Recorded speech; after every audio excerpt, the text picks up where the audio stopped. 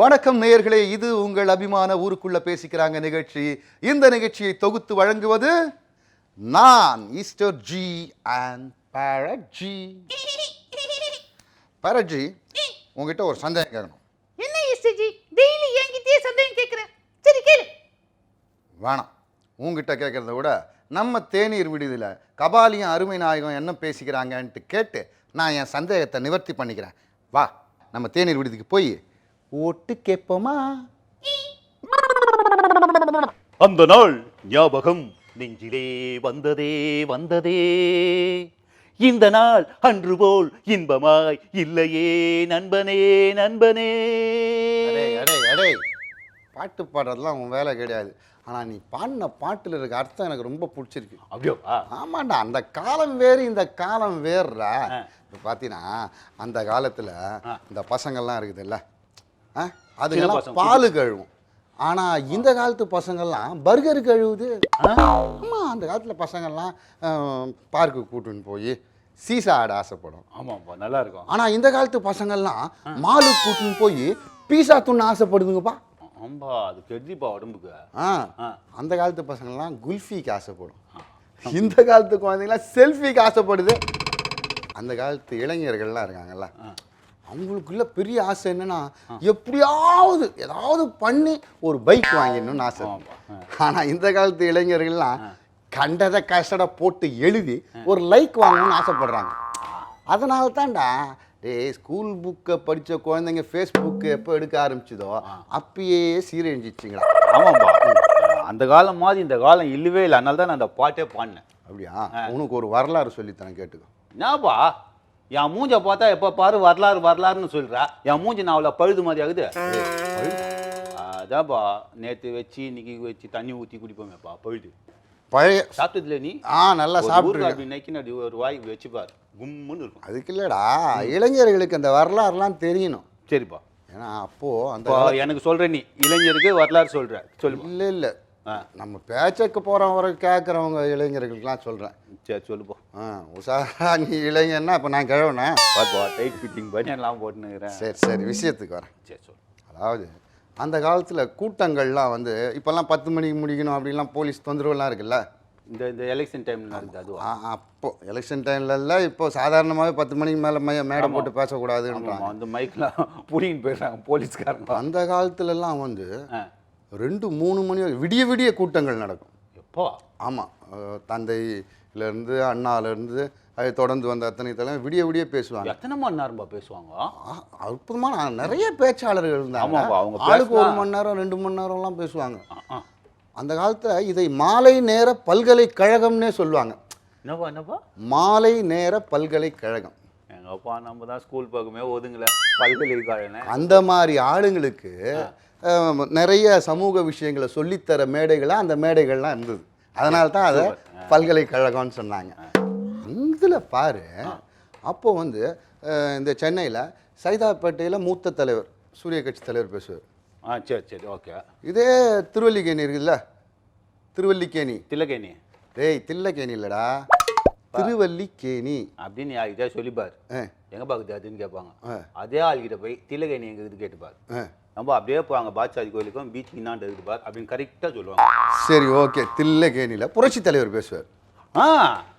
இவர் என்ன பண்ணுவார், மூத்த தலைவர் பேச ஆரம்பித்த உடனே மக்களுக்காகவும் நான் வந்து இந்த கூட்டத்தை சீக்கிரமாக பேசி முடித்து விடுகிறேன் அப்படின்னு, மக்களுக்கு இடைஞ்சல் இல்லாமல் யார் சொல்லுவாப்பா? மூத்த தலைவர். அப்பா அவர் தான் பேசினே இருப்பாரப்பா அவ்வளோ.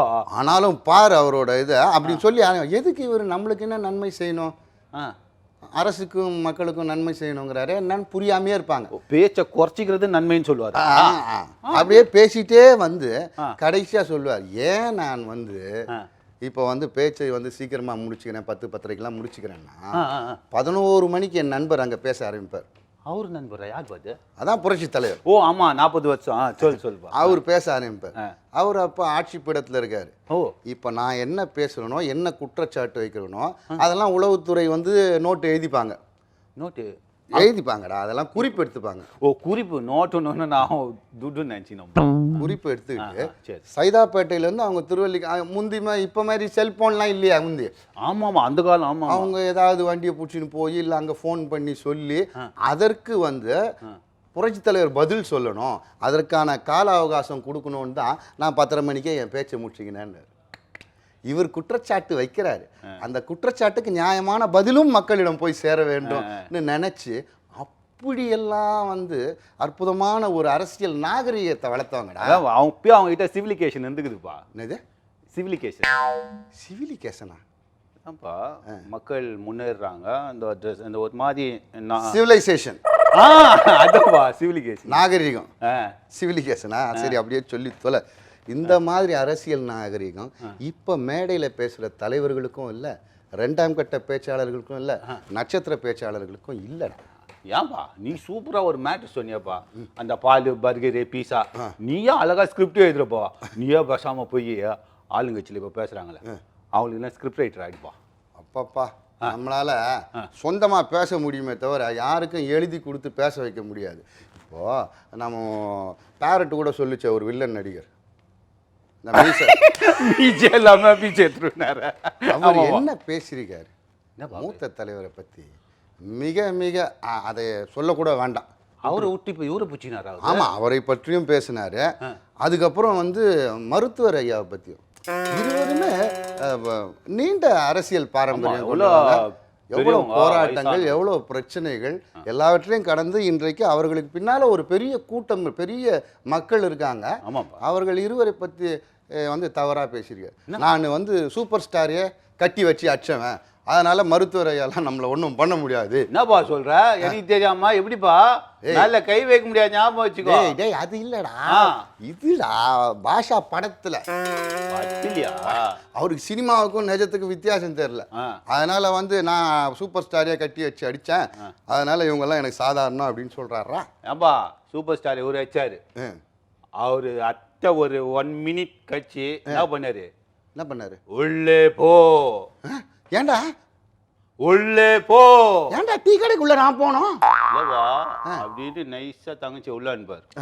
அடிச்சுட்டு உள்ள அமிச்சு வருவாரு பாரு, புஸ்கு புஸ்கு மகன். ஆள் தான் லைட்டு போஸ்ட்ல கட்டி வச்சு உரின்னு வச்சாரு. அது மந்து போச்சு அவருக்கு.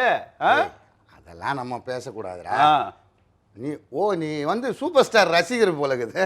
என்னன்னாப்பா யார்தான்ப்பா அவருக்கு ரசிகர் இல்ல? கரெக்ட், எல்லா கட்சியிலும் இருக்கிறாங்கப்பா. பத்மபூஷன் ஆச்சு. ஆமாப்பா. அந்த மாதிரி சினிமாவையும் நிஜ வாழ்க்கையும் போட்டு குழப்பிக்கிட்டு மூத்த தலைவர்களை தயவுசெய்து பேசாதீங்க. இதெல்லாம் இந்த அரசு இருக்குல்ல, தலைமை. ஆமா ஆமா, அந்த தலைமைக்கு தெரிஞ்சுதான் பேசுறாங்களா இல்ல தெரியாமையே பேசுறாங்களா அப்படின்னு நீ கேக்குறியாப்பா? ஊருக்குள்ள பேசிக்கிறாங்க. இவங்க கூட கூட்டணியே வச்சு கூடாது தெளிவா. டேய், யாரு கூட கூட்டணி வச்சு கூடாதுடா? அதான்ப்பா நம்ம ஓட்டாண்டாக்குறாங்களே நம்ம சிசியா பிள்ளைங்க, அவனு கூட தான். ஓ, அவனுங்கள சொன்னியா? ஏன்னா நிறைய பேர் கூட்டணி வச்சுக்கிட்டு ஏன்டா வச்சுட்டோன்னு இப்போ அலைஞ்சிட்டு இருக்காங்க. எனக்கும் அப்படிதான்ப்பா இருக்குது. என்ன பிரச்சனை? நேற்று பார்த்தோம்மா அவனை, நேற்று 10 மணிக்கு அங்கே கடையாண்டு பார்த்து. 10 மணி இங்கே இருந்த நேற்று முடிச்சு நீ வரல? ஆமா, உங்க மாமன் தான் வந்தான். நேற்று சொல்கிறேன், நேற்று தான் நானும் சொல்கிறேன். சரி இதால் நான் நம்மளுக்கு ஒரு மேட்ரு ஆயிடுச்சு, நம்ம அவனுக்கு செஞ்சோம், நம்மளுக்கு 100 ரூபா கட்டிங் தரேன்னு சொல்லிட்டான்.